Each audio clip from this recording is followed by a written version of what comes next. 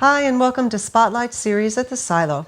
I'm Jennifer Bartram-Schmitt, and here with us today is Alessandro Piovezahn. Alessandro, you are the president of the Hunt Hill Farm Trust. Yes, hi, Jen, how are you? Great, thank you so much for joining us, and thank you for letting us use your beautiful space here today at the Silo. Thank you for having me. It's a pleasure. So tell us a little bit about Hunt Hill Farm and about the Silo, and what you do here. Well, Hunt Hill Farm was created by Ruth and Skitch Henderson in '68 when they actually acquired the farm, which was original. It's a combination of two historic farms, Buckingham Farm and the Boswick Farm. So when they acquired, restored all the buildings, and filed through the National Historic Registry or Historic Places as Hunt Hill Farm. Since then, it's been a hub for culture, for arts, preservation and conservation. It's an amazing place. And Skitch Henderson, of course, is a famous conductor.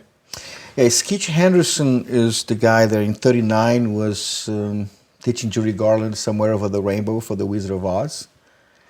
In '51, he co-founded the Steve Allen Show that later became the Tonight Show, so he's mostly known as the band leader for the Tonight Show during Johnny Carlson's time. In '68, when he retired from the Tonight Show, they bought Hunt Hill Farm. In '83, he founded the New York Pops Orchestra at Carnegie Hall. It's America's largest independent orchestra. And this is actually the birthplace of the New York Pops, right here where you are right now. Wow. Right here in New Milford. Who'd have thunk? And the Skitch Henderson Museum, which is this building, in 2003 became the first Smithsonian affiliate museum of American music, history, and Americana in the world. That's impressive. It's a lot of history in one single spot. We learned all that since we got involved in 2020. So it's very inspiring to be here, to say the least. And we're glad to be here today. You also have an Airbnb here on the property? Yeah, one thing that Ruth Henderson's dream was for the farm to become a living museum experience. That's the reason they restored all the buildings. The main house, for example, which is near the pond, was built in 1760, pre-American Revolution. 8 of the buildings were built in 1820, and one house in 1836. Everything was fully preserved, all original posting beams and all of that. And Ruth wanted people to be able to see, what she called the works of art. So communities and individuals could understand how communities were actually built at that time. Because today it's very easy. You can go to Home Depot, you can rent stuff on United Rentals and do it yourself. But 300 years ago, you needed your community to come together, to cut the trees and to put the buildings together. It takes a village. It takes a village. And that's exactly what this place represents, because you can see the magnitude of the buildings and imagine that would be impossible for anyone to put it together without help and support. Yes, there's just so much history. And that's what we decided to do. One way for people to actually experience the living museum was to make it available for short-time rentals through Airbnb. And we had some movies that were also shot here, and people come from all over the place trying to understand a little bit of the history. For example, the cottage, which now we call Junie's Cottage, because June Freemason, which is the co-founder of the New York Pops, lived here for 20 years. And we named the cottage last year as Junie's Cottage. But it's the place where, Frank Sinatra, Tony Bennett, Liza Minnelli, and all the famous people would come to the farm to visit the Hendersons. They would be housed there. And people kind of like this kind of history. We love this kind of history, too. So sure, that's exciting. The main house, for example, in '72, when they finished restoring the place, they initially were going to live there. The first tenant, per se, in that house was actress Ally McGraw. Once she finished filming, I guess the movie was called Love Story. Love Story, yeah. It was super famous, a lot of things happening. I was actually being born back then. Well, that is a big happening right there.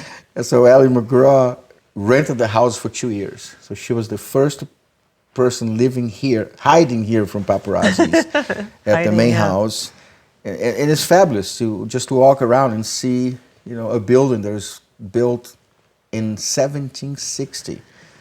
Fully functional, everything was great, and the way they decored. We have a Steinway piano, it's called a Square Steinway from 1881 that was donated to them by John Steinway.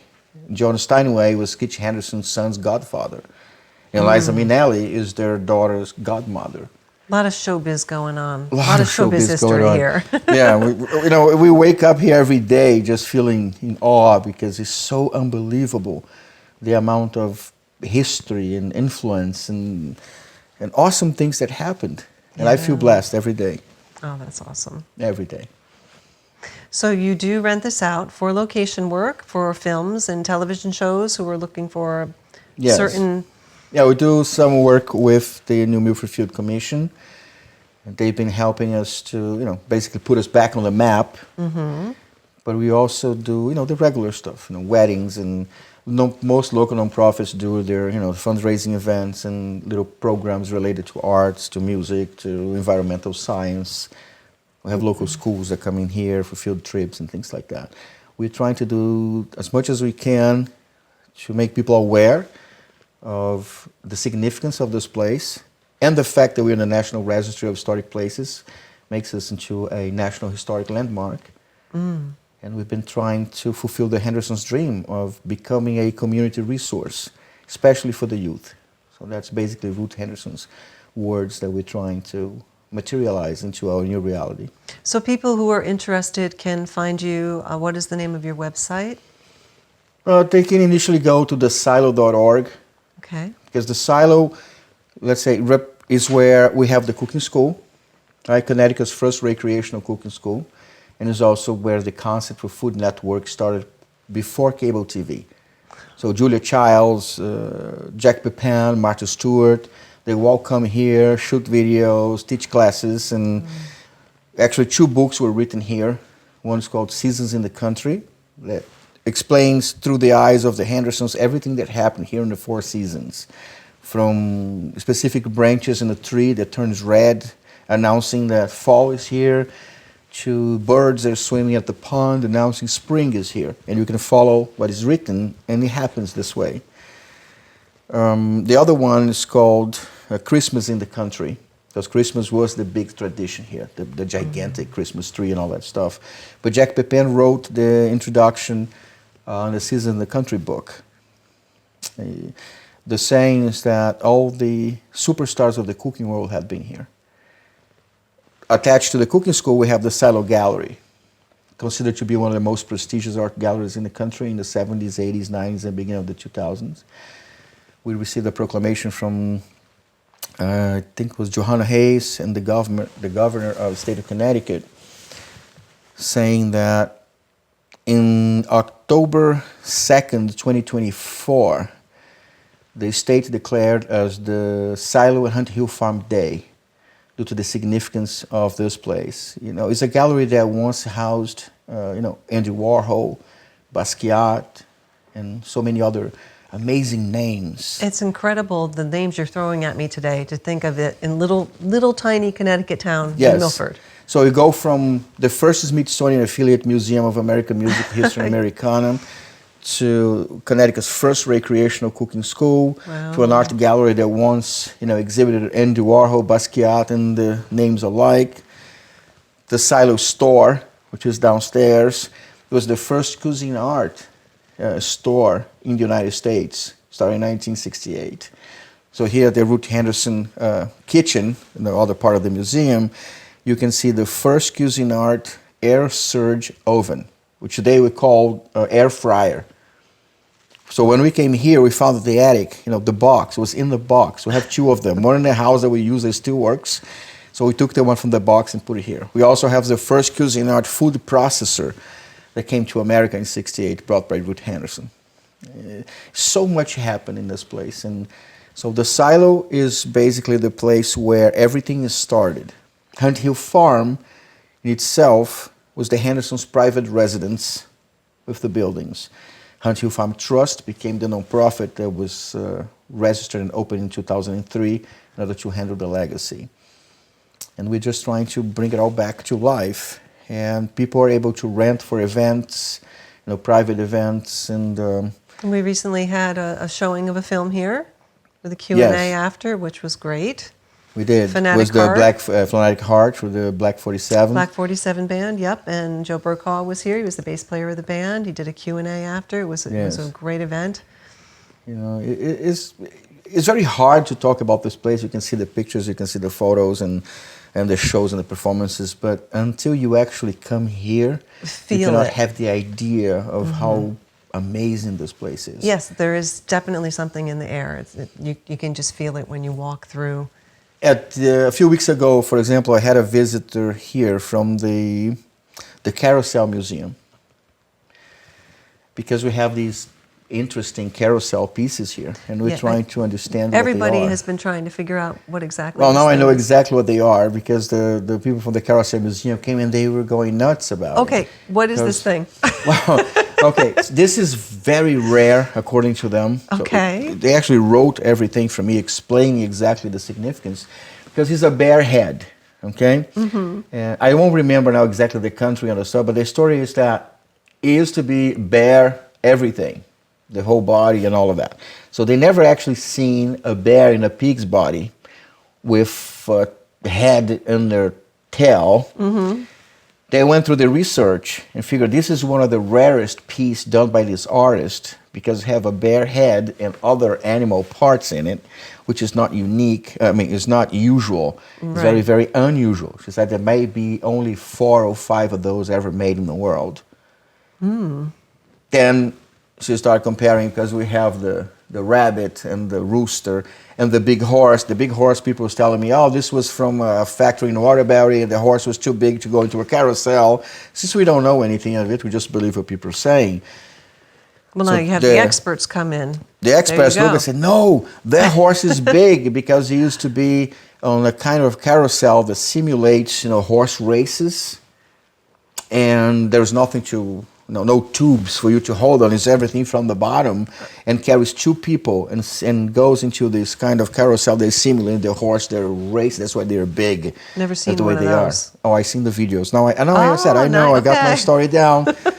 They do have a rabbit like ours in there, also super rare, especially because ours have the smaller ears than the regular ones.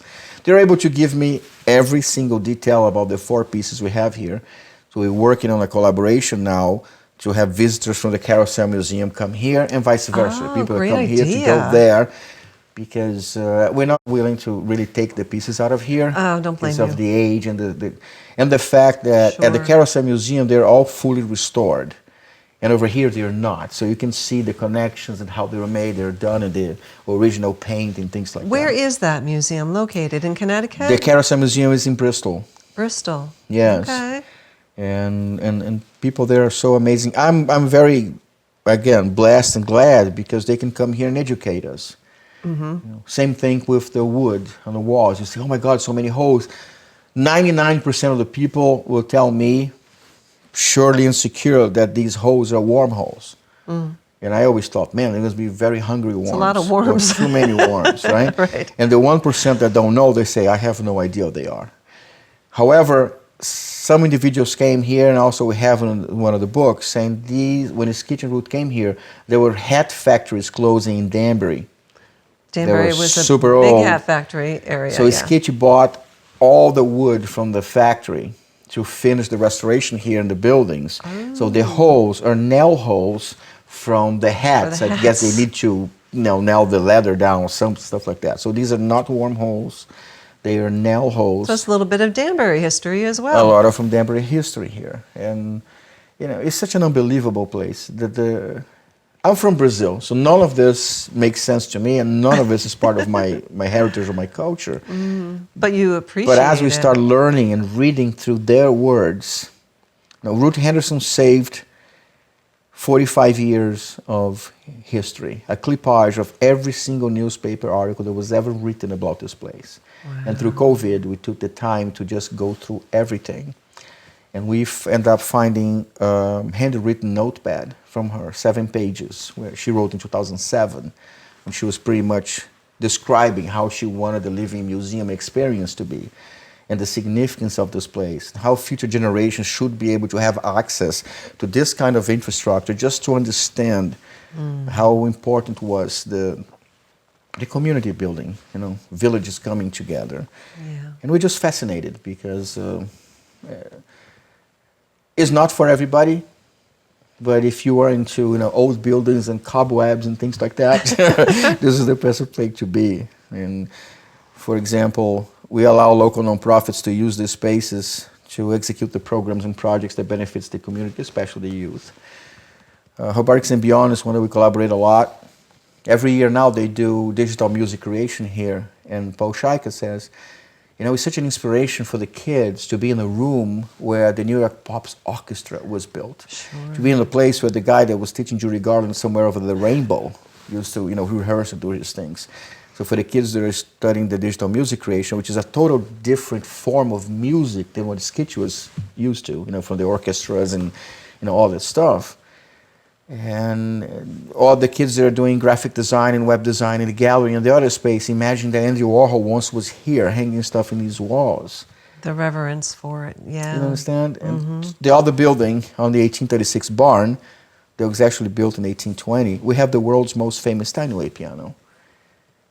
And this is mind-boggling, to imagine this. You have a piano that was the favorite piano of Rachmaninoff, Vladimir Horowitz, Gary Graffman, and all these big names.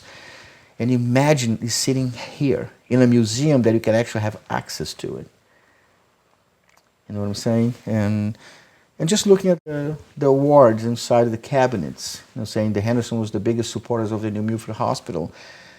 Ruth Henderson opened the first bank in New Milford. It was called the New Milford Bank and Trust. But the Steinway connection for me is one of the most fascinating, because the reason John Steinway decided to retire this piano is because it became a big concern and a reason for fights among the musicians, because they developed some kind of a addiction to that piano, believing that no other piano in the world would sound like that. And in order to eliminate this fight of where they were waiting 3 years to have the piano available to do their major performances. So once the piano was retired here, Steinway and his kids developed a program called Steinway in May. So for 20 years, in the month of May, Steinway would do 8 concerts here, bringing the world's famous Steinway artists, the famous musicians in the world, to have an opportunity to once again play the magic Steinway.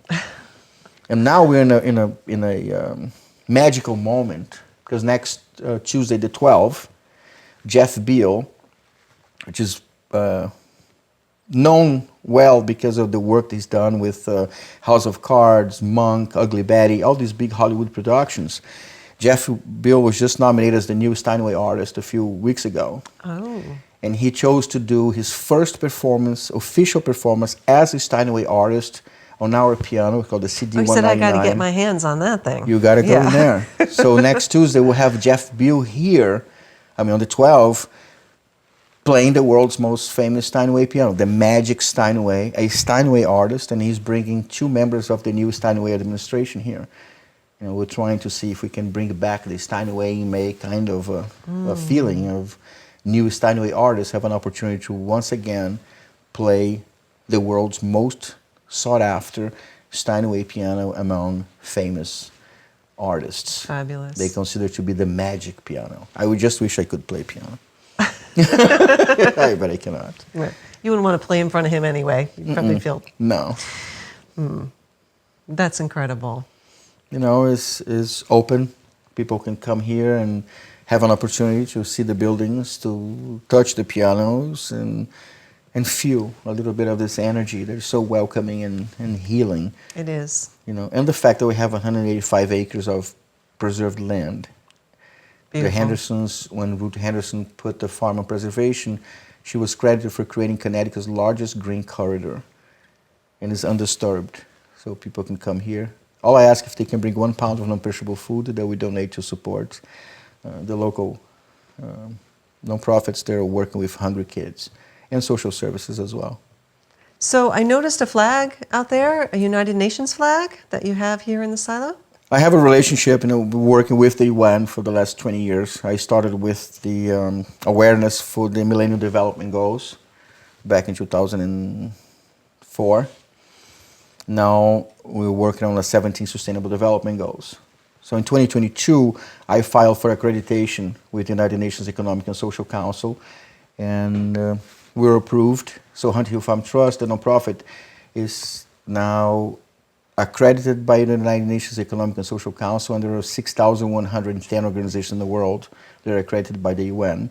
And this year we hosted our first official side event associated to the United Nations Youth Forum, which is the world's largest gathering of youth once a year in the month of April. So April 18th, we had our first official UN event here called Igniting Change Through Youth Social Entrepreneurship.